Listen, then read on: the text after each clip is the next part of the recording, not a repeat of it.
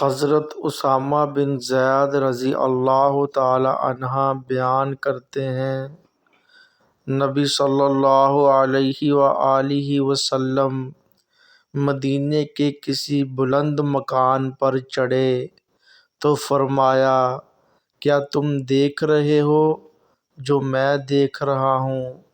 انہوں نے عرض کیا، نہیں۔ فرمایا، بے شک میں فتنے دیکھ رہا ہوں جو تمہارے گھروں میں بارش کے قطروں کی طرح داخل ہو رہے ہیں۔ حضرت ابو ہریرہ رضی اللہ تعالی عنہ بیان کرتے ہیں، رسول اللہ صلی اللہ علیہ وآلہ وسلم نے فرمایا، ایسے فتنوں کے آنے سے پہلے نیک اعمال کرنے میں جلدی کر لو جو تاریک رات کے ٹکڑوں کی طرح ہوں گے۔ آدمی صبح کے وقت مومن ہوگا تو شام کے وقت کافر، جبکہ شام کے وقت مومن ہوگا تو صبح کے وقت کافر۔ دنیا کے مال متاع کے عوض اپنا دین بیچ دے گا۔ حضرت انس رضی اللہ تعالی عنہ بیان کرتے ہیں، رسول اللہ صلی اللہ علیہ وآلہ وسلم نے فرمایا، قیامت کے دن میں جنت کے دروازے پر آؤں گا اور اس کے کھولنے کا مطالبہ کروں گا تو محافظ پوچھے گا، آپ کون ہیں؟ میں کہوں گا، محمد صلی اللہ علیہ وآلہ وسلم۔ وہ عرض کرے گا، آپ ہی کے متعلق مجھے حکم دیا گیا تھا کہ آپ سے پہلے کسی کے لیے اسے نہ کھولوں۔ حضرت ابو ہریرہ رضی اللہ تعالی عنہ بیان کرتے ہیں، رسول اللہ صلی اللہ علیہ وآلہ وسلم نے فرمایا، جنت والوں کے جسم پر بال نہ ہوں گے اور نہ ان کی داڑھی ہوگی، اور ان کی آنکھیں سرمگی ہوں گی، نہ تو ان کی جوانیاں ختم ہوں گی اور نہ ان کے کپڑے بوسیدہ ہوں گے۔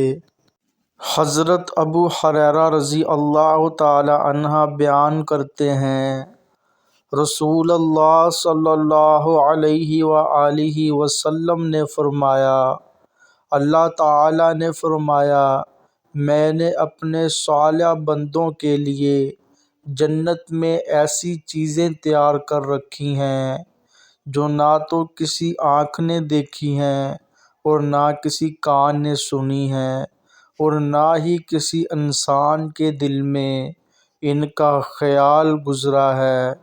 اگر تم چاہو تو یہ آیت پڑھو، کوئی نفس نہیں جانتا کہ ان کی آنکھوں کی ٹھنڈک کے لیے کیا چیز چھپا رکھی گئی ہے۔